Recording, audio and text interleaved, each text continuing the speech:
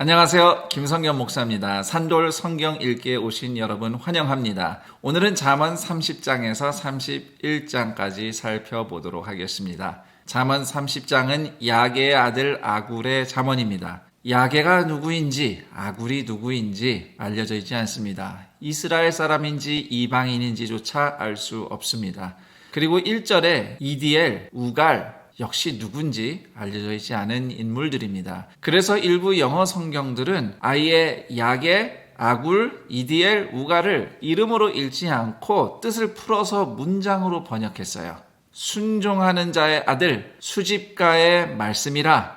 여기서 수집가는 말씀을 받아 수집하는 자라는 뜻입니다. 그가 외치기를 나는 곤비하나이다. 하나님이여 나는 곤비하나이다. 하나님이여 몹시 고단하나이다. 이렇게 다르게 번역을 하고 2절 나는 다른 사람에 비하면 짐승이라 즉 멍청이라 이렇게 넘어가는 것도 자연스러운 듯합니다. 풀어서 번역을 하든 우리말 성경처럼 번역을 하든 그것이 잠언 내용을 본질적으로 바꾸진 않으니까 이런 정도의 배경이 있다는 것만 아시면 되겠습니다. 그러면 30장 내용 중에 해설이 필요한 부분들만 살펴보겠습니다.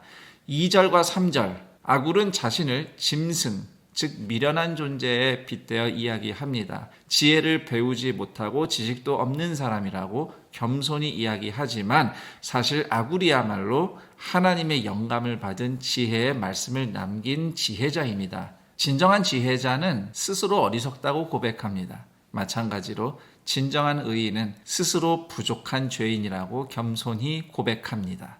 4절 하늘에 올라갔다가 내려왔다고 하는 사람, 세상의 모든 바람이나 모든 물을 모을 수 있다고 하는 사람, 땅의 끝을 정했다는 사람이 과연 있느냐? 그런 사람은 존재하지 않는다. 이런 의미인데요. 하나님의 뜻을 다 아는 사람이 세상에 없다는 의미로 이렇게 말하고 있는 겁니다. 그런데 요한복음 3장 12, 13절을 보시면 예수님이 하늘에서 내려오신 분이라고 명시하고 있습니다. 즉 예수님만이 하나님의 지혜를 완전히 아시고 말씀하시는 분이란 것입니다. 그리고 8절 9절에는 지나치게 가난하거나 지나치게 부자로 만들지 말아달라는 기도가 나오죠. 아주 인상적입니다. 인간은 유혹에 약하기 때문에 너무 부자가 되면 교만해질까 봐 걱정이고 또 너무 가난하면 혹시 도둑질할까 봐 염려가 된다는 거죠. 부유하다 가난하다의 여부는 인생이 좋다 나쁘다의 여부를 결정짓지 못합니다. 인간은 언제든지 죄로 넘어질 수 있습니다.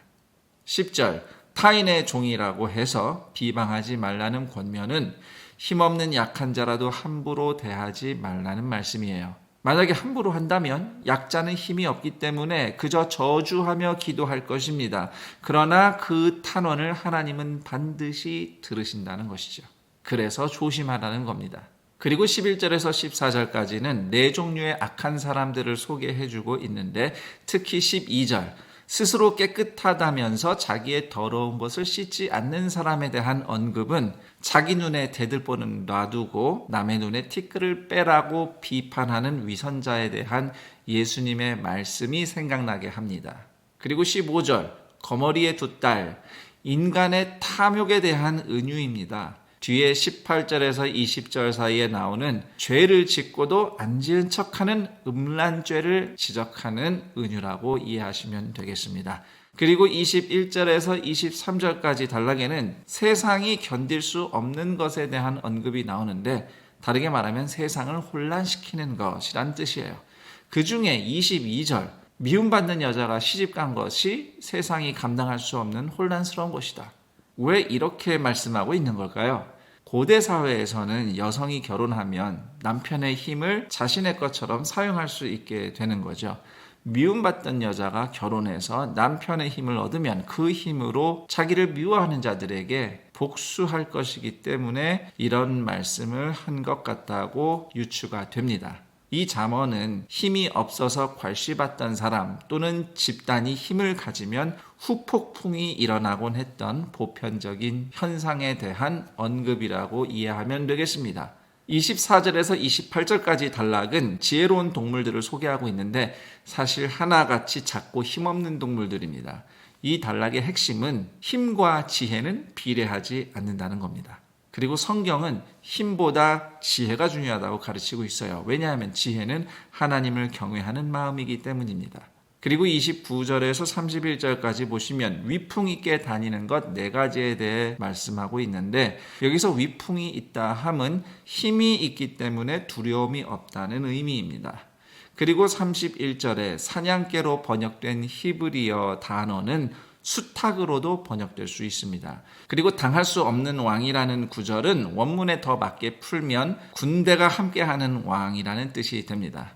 작은 존재들의 지혜를 말하는 24절에서 28절까지의 단락, 그리고 교만과 음모에 대해 경고하는 32, 33절 말씀을 참고할 때에 29절에서 31절 단락의 핵심은 힘을 자랑하며 당당하게 행하는 것들의 어리석음이라고 하겠습니다. 그 다음 잠언의 마지막 장 31장 살펴보겠습니다. 31장은 2단락으로 나누어져 있는데 1절에서 9절까지는 르무엘 왕의 어머니가 전한 잠언입니다. 그리고 10절에서 31절은 현숙한 아내에 대한 잠언인데요. 우선 르무엘 왕의 어머니의 잠언을 생각해 보겠습니다. 르무엘 왕이 누구인지 어느 시대 어느 나라 왕인지 알려져 있는 것은 없습니다. 르무엘 왕이 받은 잠언의 핵심은 여인과 즐기는 쾌락과 술을 멀리하라는 것입니다. 왜냐하면 왕은 공의롭게 판단하며 백성을 돌봐야 하는 사람이기 때문이지요. 즉 왕은 공의로우신 하나님의 대리자이기 때문에 조심해야 한다는 것입니다.